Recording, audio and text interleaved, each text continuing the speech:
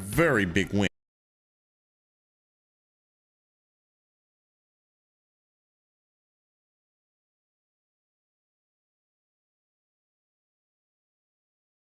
Our podcast number 2, Ravens Orioles. I'm gonna dive into all of that. Ravens win over the Bengals. The Orioles clinch a postseason berth for the first time since 2016. Got a chance for 100 games. Lamar Jackson looked great. We'll talk about that. OBJ, unfortunately. We'll get more about that. All here on the Double R Sports Podcast Show, featuring your boy Retro Recap.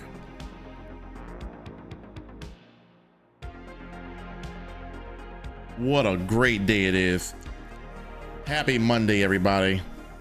As I mentioned, this is your boy Retro Recap, talking all things Baltimore sports on this Monday, as we're going to do every Monday. There's a lot of things we could talk about here to open up. You know, we could talk about the Orioles making the postseason, and that's absolutely wonderful. They have legit World Series chances. But we're going to talk about the Ravens.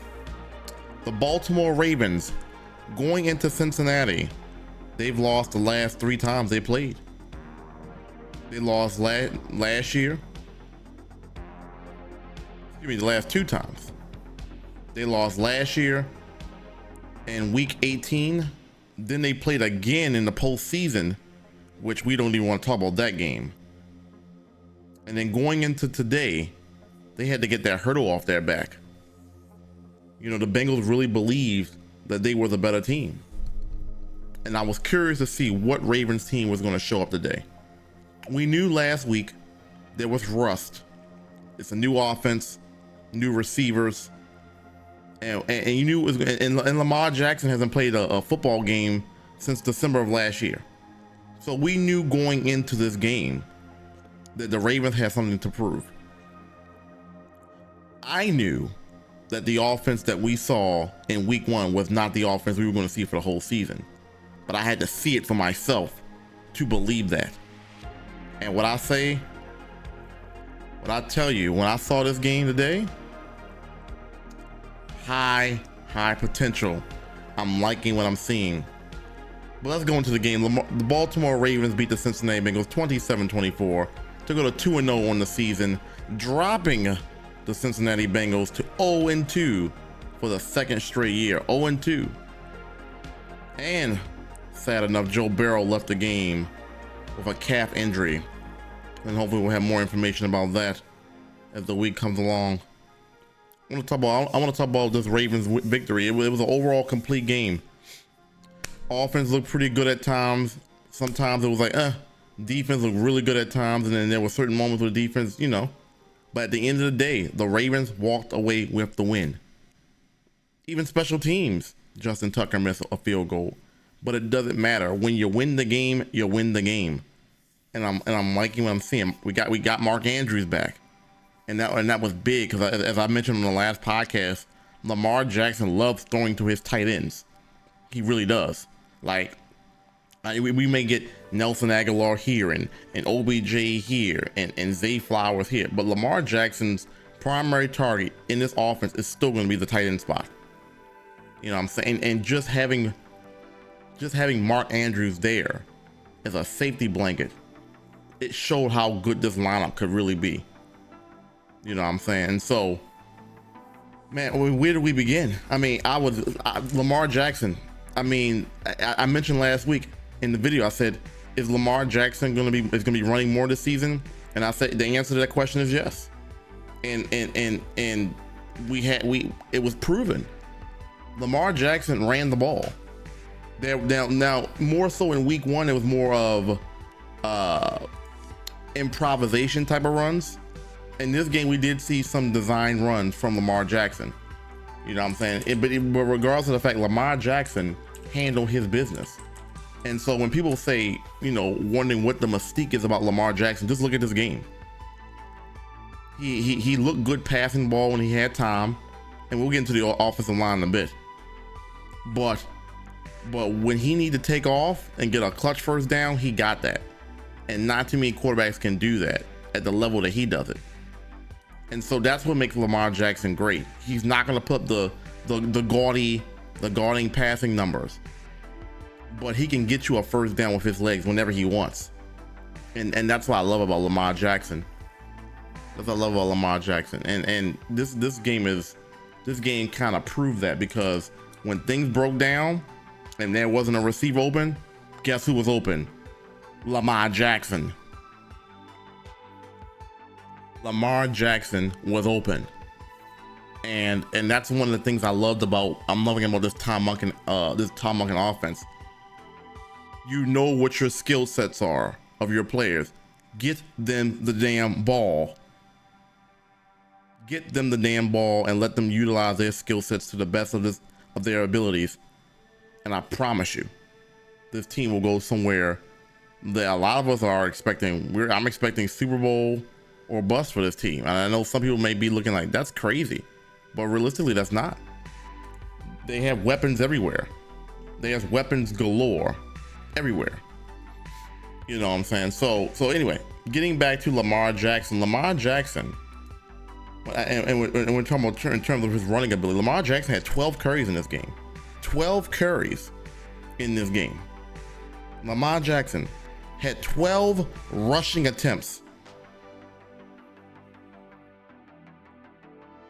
The most on the team, by the way, for 54 yards. When the Ravens needed a play, he was their man. Not to mention how good he looked throwing the ball today. Let's get into what we got here. Some things that I noticed in the game just by observing the game. Mark Andrews, clutch third downs. Mark Andrews was big when you needed him. And that's what the tight end is supposed to be for. It's a safety blanket. It's to handle the middle of the field, and with this Ravens offense being able to block. If you can do those things, you can own the middle of the field, get open, block when you need to. That's what we need you for. Mark Andrews has done great with that. Ravens came out the gate, scored on their first opening touchdown, on a first opening drive. I was like, oh my God, this could be something special here. This could be something special here. I was like, oh, anytime the Ravens get the ball first, if anybody's like paid attention to it, I don't know what the exact numbers are, but anytime the Ravens get the ball first, they don't win a lot of those games. If you notice, when they choose to get the ball in the second half, let's go back and look at the numbers. I'm pretty sure there's a winning record for the Ravens when they get the ball at halftime as opposed to the first quarter. So when they took that ball down for opening score, I was like, oh yeah, we're gonna have ourselves a game today. OBJ getting involved. I liked a lot in the first half. OBJ was getting involved early. One of the things from the first week was OBJ felt like he should have more targets. You know, he was satisfied with the Ravens winning the game, but of course, as a receiver, you want more targets. So the Ravens made sure they got to him the ball early. Even the one that he didn't get a catch, he drew a pass interference in the second quarter. Like, they were looking to throw OBJ's way early, and I like that.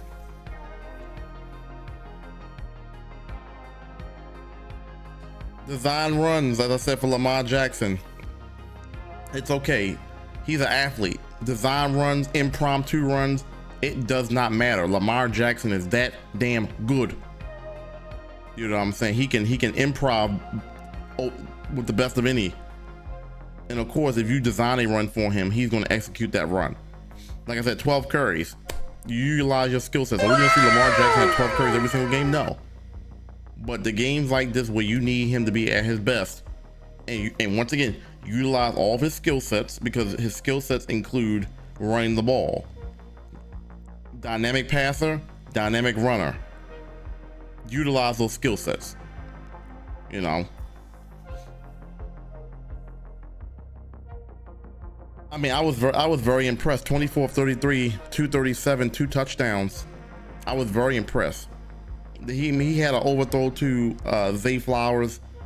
I think it was in the first quarter where he had Zay Flowers open. I think it was on a third down play. And that's fine. You're gonna have those. Of course, we would love for you to hit those, but Lamar Jackson in more cases than not is going to hit those. And the fact that Zay Flowers is open on that play on the right hash tells me that Zay Flowers can get open against single coverage. He's that damn good.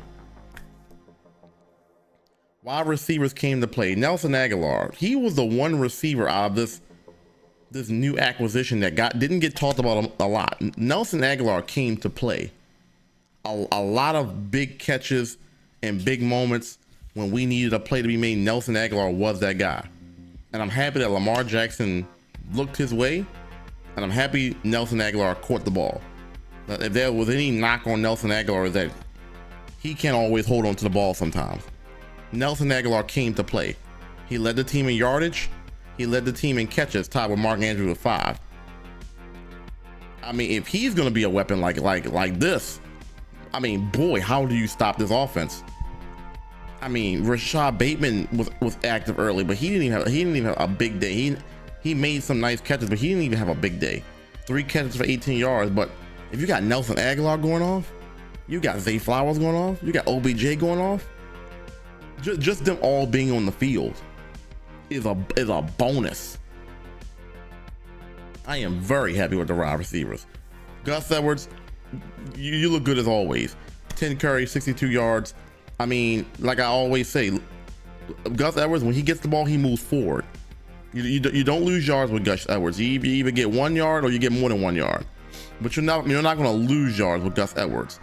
That's why I always thought he was an underrated back. Like, people was talking about getting rid of him because J.K. Dobbins was ready to ascend, and we all know J.K. Dobbins is good. But the most consistent running back on the Ravens has been Gus Edwards. Since 2019, he's been the most consistent Raven out of the running backs. Give him the ball, and he pushes the line forward. I was very happy to see how the receivers look today, and Todd Monken, great job getting Devin Duvernay on those screen plays when he's in motion. Let him get full motion across the line, let him get a head start, and the blocking looked really good. The blocking looked really good. Same with Zay Flowers with the screenplays. They're making sure. I think I've seen more screenplays in like the last 2 weeks than I've seen with Greg Roman in the last 2 years. I mean, the screenplays that they do with consistency now, I was like, oh, this is the Ravens? We weren't seeing those kind of plays in the last couple of years. Todd Monken, screenplay, let's get you the ball. Get the ball in your hands and make you work. I love it. I love it. Nelson Aguilar coming up big. I was very impressed with Nelson Aguilar, man. Big catches after big catches. Everything that he caught, it was a big. I mean, of course, everything you catch is big, but everything he caught was big. Big clutch catches. Zay Flowers, he had a 52-yard bomb that Lamar Jackson threw over on the left hash. It looked like he definitely had somebody draped all over him. Really, you had a safety over top, so really it was kind of like a double coverage. Zay Flowers like, it doesn't matter, I'm undersized, but guess what, when I want the ball in my hands, I'm gonna get the ball. It doesn't matter who's around me. Single cover, double cover, triple cover, it doesn't matter. I want the ball and I'm gonna get the ball. And that's what that catch in the fourth quarter, that's what that catch proved to me, is that I want the ball, and so I'm gonna make the most. In this game, Zay Flowers got 5 targets. He had 9 catches last week. Targets down this week, but Zay Flowers still show you he's an all-purpose guy. Just like Lamar. He can run the ball, he can catch the ball. I love Zay Flowers. Defense. Y'all look really good today. I mean, of course, you knew the Bengals were gonna wake up at some point, but the defense, once again, in back-to-back games, even the playoff game, bend but don't break. And they really weren't even bending. And there were drives where they were bending, but for the most part, they held what they did, what they had to do. Geno Stone with an interception while the Bengals were driving. That's big. Jadeveon Clowney with a sack. That's big. The defensive line getting in Joe Burrow's face when it needed to. That's big. Patrick Queen tackling an open field on 3rd down to get the defense off the field. That's big. Roquan Smith always involved in every play damn near. That's big. Against a division rival this early in the season, you have to assert yourself. You have to assert yourself against these teams and like, look, we're the better team here. We're going into your place and we're going to show you why we're the better team. We have the better defense. We have the better linebacking core. We have the better defensive line. Well, and they proved it. I like the push that they got. They basically turned the Bengals into a one-dimensional team with the passing, even though that may be more by choice because the Bengals they choose not to run the ball often. But the Ravens, I like what y'all did. Geno Stone, nice, my guy. Rock Ya-Sin, nice pass breakup against Jamar Chase when it looked like he got a touchdown. Nice pass breakup. Just be in the vicinity of the play. We're not asking you to be Superman every single play. We're not asking for interception every time the ball is thrown your way. But just do the little things. Pass breakup. Just staying with your man. You got one-on-one coverage with Jamar Chase. You handle business. You handle business. You know? So that's what matters. Patrick Queen, I mean, he's gonna get his money. I'm liking what I'm seeing from Patrick Queen. He's all over the place, sideline to sideline. He's involved. He's making open field tackles with something he wasn't doing in 2021, and at times in 2022. The play is in an open field. Only person that can make the play is you, and it would be a missed tackle. Not no more. Patrick Queen is tackling everything he touches. Absolutely phenomenal job by what he does, by what he's doing, man.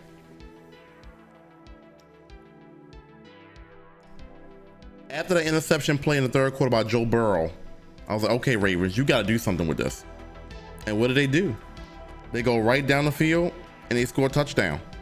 They scored a touchdown when they needed to, man.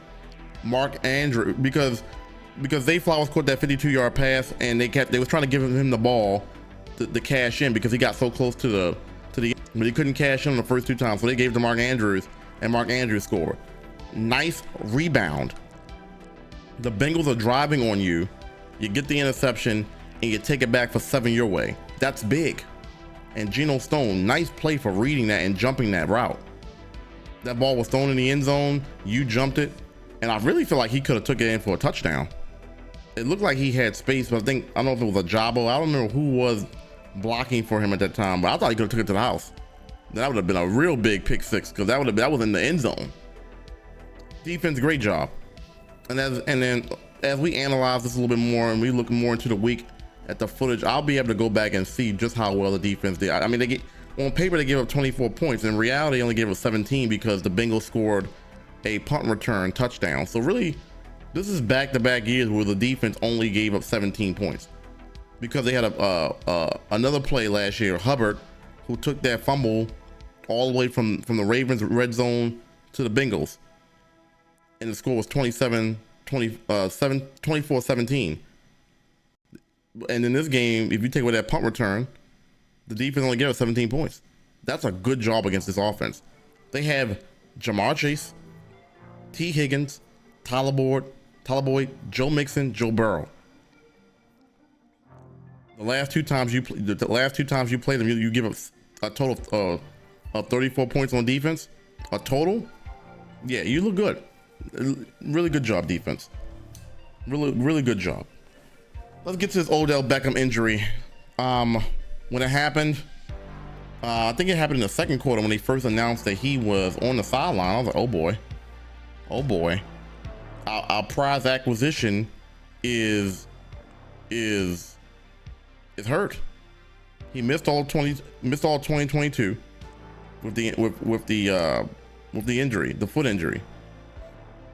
And I was like, oh no.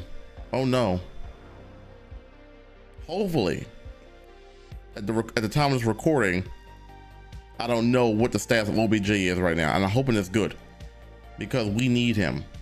Even if he's not a super huge playmaker on the offensive side of the ball, just his presence on the field makes a big difference. You have to respect him. Whether you think he's 50% of the OBJ from 5-6 years ago, 100% OBJ, you have to respect him, and that makes a difference. Hopefully OBJ is good. because I like what I'm seeing from this Ravens offense. And OBJ on the field means that the Ravens offense will be at its peak. If Nelson Aguilar can play like this, OBJ doesn't need to have 9-10 catch games.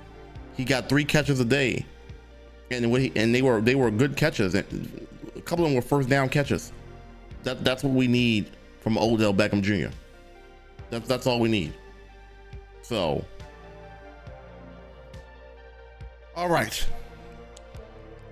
I mean, I don't even know what to say about this next topic. Let's move on to the Orioles on the Double R podcast show featuring your boy Retro Recap. Orioles, man.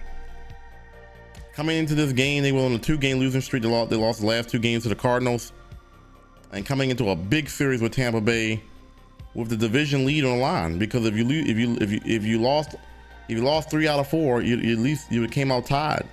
If you got swept, you be leaving out behind. This was big. They lost the first 2 games Thursday and Friday night. I was like, oh boy, this isn't good. Grayson Rodriguez on Saturday pitched a gem.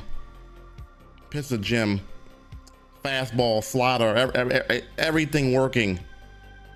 99, 100 miles an hour, everything's working. If we want to be real, Kyle Bradish is my favorite.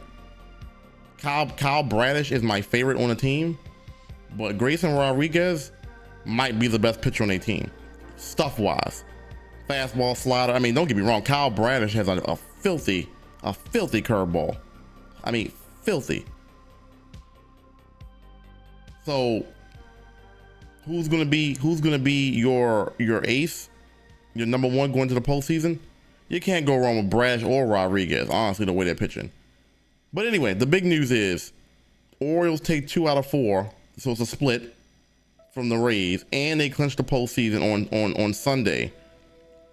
But they handled their business by getting a win. But when they announced that they clinched, that was because the Texas Rangers had lost to the Cleveland Guardians before the game was over.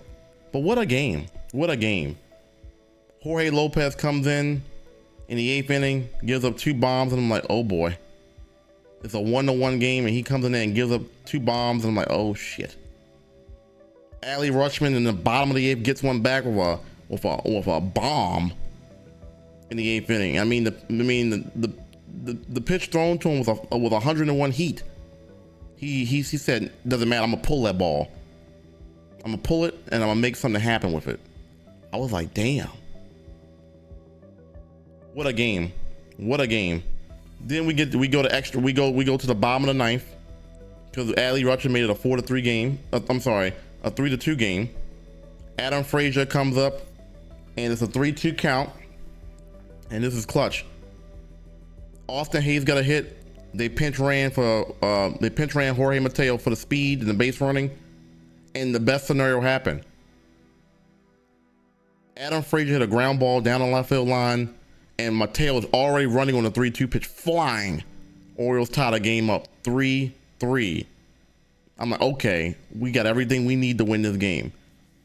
Then the overtime happens. You get the base runner on second base, and literally everything that Tampa Bay hit was literally between the pitcher and the catcher. Like literally, choppers here, choppers there. The first chopper, it moved the base runner from second to third. Second chopper, it scored a run. It scored a run because he ran on contact. And then the third out was another pitch to Cano, another ball that was hit right to Cano. I was like, wow, they really scored a run, and the ball didn't even leave the infield. The ball didn't even get past the pitcher. But what happens in the bottom half of the 10th inning? Adley Rutschman, he comes up there and smokes a fastball, another fastball on the inside part of the plate. Orioles tie the ball game up, and then we get to and let me give credit to DL Hall. DL Hall, you shut it down. You went out there and handled business, dog. In that top of the 11th, you handled business. Great job by DL Hall. Then we get the bottom half. Mullins. I'm sorry, excuse me, not Mullins. I am forgetting the name. But either way, so Ryan O'Hearn dropped the bunt. forget who was on second base. Ryan O'Hearn dropped the bunt, which he stated after the game that he's never done a bunt in his life. That was his first time he was asked to do a bunt. Perfectly laid bunt. Got the run over the third. Cedric Mullins hit a sacrifice fly. Orioles win. So not only did they clinch a postseason berth, but they actually got the win and kept their lead coming into the series, which was 2. Kept it at 2. So now we know the Orioles are going to be in the playoffs. We've got to figure out their rotation and who's healthy and who's not. Is Bautista going to be healthy enough to pitch? But let's celebrate the fact that the first time in 7 years the Orioles are going to the playoffs. The first time in a long time, since 2014, that the Orioles got 90 wins. They're about to break the wins record of the team that had Adam Jones and JJ Hardy and Chris Davis. That was a good team, and they're about to break that record. They already got 93 wins. Let's see if they can get 100 wins at the rate that they're playing. But more importantly, let's celebrate the fact that they got to the postseason. You know what I'm saying? I mean, that's an accomplishment from a team that was losing 100 games back to back to back. You know what I'm saying? There's hope with this team. They stay healthy. They have good chemistry. They have a good manager. They have a little bit of everything: speed, power, pitching, relief pitching. They got guys that can throw 100 miles an hour in the bullpen. Back into the bullpen, you got guys that are crafty with their pitches. This team can really go somewhere. So let's hope that they carry this momentum into the remainder of the season, into the playoffs. Because I mean, at this point, we know they're going to the playoffs now. This is about can they get the #1 overall seed and get that bye, and make it one step closer to winning a championship. You know what I'm saying? So they got a big one though. They got a big one in Houston. They got to go to Houston, a team that beat them 2 out of 3 a few weeks ago. Was it late August or early September? But they just lost 2 out of 3 to Houston. But now they got to go to Houston, so that's going to be a tough series. So it makes it even more important that they were at least able to split the series, and especially in the way that they won this last game. Very big, because Houston's not a team that you can guarantee to say you're going to get 2 out of 3 on. Honestly, if they can get 2 out of 3, I love that. If they get 1 out of 3, I'm cool with that, because Houston's a good team at home. Then they got the Guardians for 4. They got the Nationals for 2, and the Red Sox. They need 7 wins to get 100 to get to 100. I see them taking 1 out of 3, at least 1 out of 3 with Houston. I see them taking 3 out of 4 against Cleveland. So that's 4. The Nationals, I see them sweeping both games with the Nationals, and I at least see them getting 1 win in the Red Sox series. At least 1 win. So that's your 100 right there. So looking forward to seeing this team. Everybody's amazing. Gunnar Henderson, Urias playing a Gold Glove third. Gunnar Henderson playing a Gold Glove third. Gold Glove shortstop. Mullins making plays. Austin Hayes with that catch in left field on Saturday. He's made clutch catches. Fontaine there with big home runs, clutch home runs. Adley Rutschman, clutch at the plate, clutch behind the plate, because that play when he swiped out, I forgot what the Rays player name was, but they reviewed the play and they initially called it safe, but that slap tag was absolutely beautiful by Adley Rutschman. So professional at the plate, professional behind the plate. Adley Rutschman is definitely the team's heart and soul. You got Gunnar Henderson catching on. You got Austin Hayes handling his business. You know what I'm saying? Mountcastle. So this team has everything it needs. If we can get Bautista back for the playoffs, that would be absolutely wonderful. Hopefully so. Anyway, this is a Double R podcast with your boy Retro Recap. Thank you guys for tuning in. Talking Baltimore sports, Ravens, Orioles. I'll be doing my power rankings for the NFL on Tuesday, so be on the lookout for Tuesday, and then we'll do our weekly predictions video on Thursday before the Thursday night game. I appreciate y'all tuning in. Don't forget to check me out on Patreon, patreon.com/retrorecap. Check me out on Twitch, twitch.tv/retrorecap, and of course you're already watching on YouTube, youtube.com/retrorecap with 2 P's. All content coming up soon. I have the honor to talk to you guys today. I appreciate you. Thank you for listening. This is the Double R podcast. We are out. Peace.